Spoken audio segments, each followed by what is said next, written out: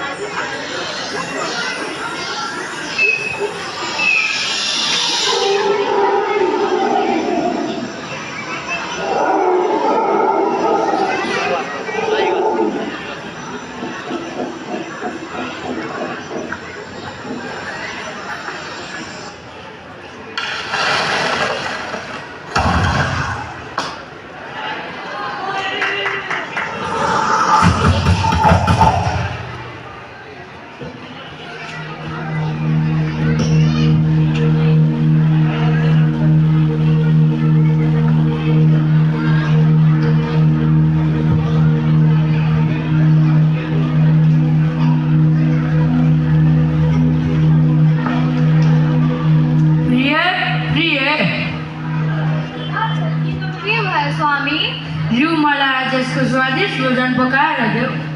हुन्छ, म हजुरको लागि स्वादिष्ट भोजन बनाएर तयार राख्नेछु।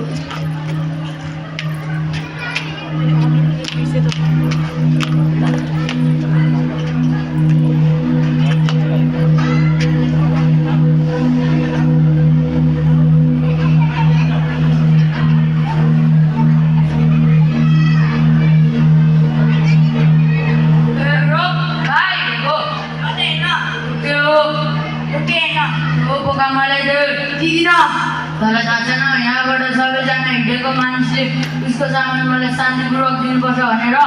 दिदिन, दे नत्र हत्या गरिदिन्छु। दिदिन, दे दिदिन, दे दिदिन, दे दिदिन, दे दिदिन, दिदिन।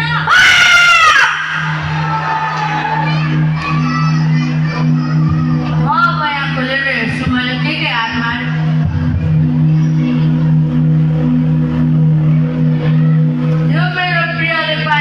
अत्यन्त खुसी हुन्छ।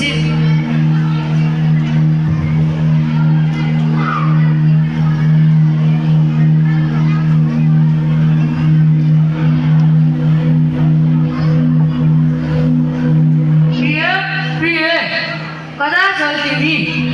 के भयो स्वामी, आज तपाईँ अत्यन्तै खुसी हुनुहुन्छ। मैले आज तिम्रो लागि के लिएर आएको छु।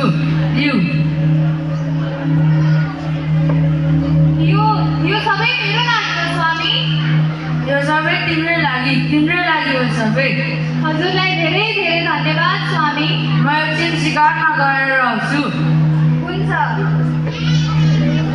नारायण नारायण नारायण नारायण नारायण नारायण। आफ्नो ज्यान प्यारो छ भने त्यही हो। आफूसँग भएको सबै सामान मैले शान्तिपूर्वक सोध्दै। बालक, म त एक सन्यासी हुँ। वत्स, मसँग यो बिडा बाहेक तिमीलाई दिनका लागि केही छैन। तर तिमी मलाई एउटा कुरा भन, तिमीले यति धेरै पाप र लुटपाटको कर्म किन गरिरहेका छौ? पाप? यो त मेरो धर्म हो, सबैले यही भन्छन्। तर मलाई त चोरी र हत्या गर्न मात्र आउँछ, नत्र आफ्नो श्रीमती र बुवाको हेरचाह कसरी गर्छु। बालक, तिम्रो नाम के हो? मेरो नाम रत्नकर हो। रत्नकर, तिमीले आफ्नो परिवारको लागि यति धेरै पाप र हिंसा गरेका छौ। तर के तिम्रो परिवार यो पाप र हिंसाको भागीदार बन्न तयार छन्? किन नभन्नु, मेरो दुःख र सुख उनीहरूकै त। त्यसो भए रत्नकर, तिमी जाऊ, आफ्नो घर जाऊ र आफ्नो परिवारलाई सोधेर आऊ। म तिम्रो यही प्रतीक्षा गर्नेछु। तपाईँ मलाई ठग्न खोज्नुहुन्छ? म यहाँदेखि गएपछि तपाईँ यहाँदेखि भाग्नुहुन्छ। तिमीलाई त्यसो लाग्छ भने मलाई यही वृक्षमा बाँधिदेऊ, तर सत्यको खोजीमा तिमी आफ्नो घर त जानै पर्छ। ल म घर गएर आउँछु, तपाईँ मलाई यही प्रतीक्षा गरिरहनु। हुन्छ बालक, तिमी जाऊ। बुवा बुवा भयो छोरा? म हजुरका लागि हरेक दिन लुटपाट र हत्या गरिरहेको छु। के तपाईँ मेरो पापको भागीदार लिनुहुन्छ? छोरा, तिमीलाई सानैदेखि पालन पोषण गर्नुपर्ने मेरो कर्तव्य थियो, जुन मैले पुरा गरिसकेँ। अब तिमी ठुलो भइसक्यौ। तिमीले गरेको कर्म र पापको भागीदार तिमी स्वयं नै बन्नुपर्छ। हामी तिमीले गरेको कर्म र पापको भागीदार बन्न सक्दैनौ। तिमी त मेरो श्रीमती हो। म हरेक दिन जनावर र चरा मारेर पाप गरिरहेको छु। के तिमी मेरो पापको हिस्सा लिन्छौ?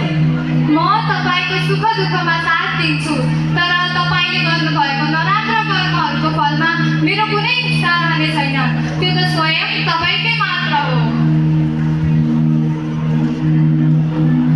प्रभु प्रभु, म त कति ठुलो अन्धकारमा रहेछु। मैले जसका लागि पाप गरेँ उनीहरू मेरा साथ छैनन्। मलाई सबै पापबाट मुक्त गरिदिनुहोस्, मलाई बचाउनुहोस्। बालक, तिमी चिन्तित नहो, तिम्रो उद्धारका लागि म यही छु। अब तिमी मरा मराको जप गर, यही मन्त्रले तिम्रो उद्धार गर्नेछ। धन्यवाद प्रभु। आशीर्वाद छ बालक, आशीर्वाद छ।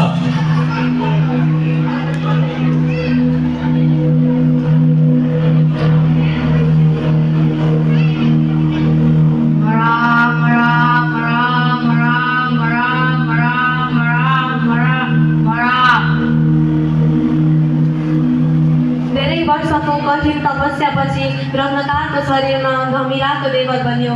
उनी मरा मरा भन्दा भन्दै राम नाममा विलीन भए र संसारले उनलाई महाऋषि वाल्मीकिको रूपमा चिन्यो। त्यसैले हामीले कसैको हत्या, हिंसा गर्ने, लुट्ने काम गर्नु हुँदैन। यदि हामीले त्यस्तो कर्म गर्यौँ भने हामी आफ्नो गन्तव्यमा पुग्न सक्दैनौँ। रत्नकार र शत्रुको उल्टो मन्त्रले महाऋषि वाल्मीकि बन्न पुगे। त्यसैले एक दुई पटक असफल हुँदैमा हार नमानी सम्पत्तिको लोभ नगरी अनुशासित भएर काम गर्ने हो भने हामी अवश्य आफ्नो गन्तव्यमा पुग्न सक्छौँ। यही सन्देश साथीहरूले अभिनय मात्र प्रस्तुत गर्नुभएको छ। प्रस्तुतिमा देखिएका कमजोरीप्रति क्षमा याचना व्यक्त गर्दछौँ। म सूत्रधार अदिति उप्रेती, रत्नकर प्रजन माबो वाल्मीकि, सबिन राई रत्नकारकी श्रीमती, प्रेरणा खनाल रत्नकारका बुबा, एल्सन मेटेर गाउँले, दियान सेन्चुरी, नारद मुनि, निर्दोष अधिकारी। धन्यवाद।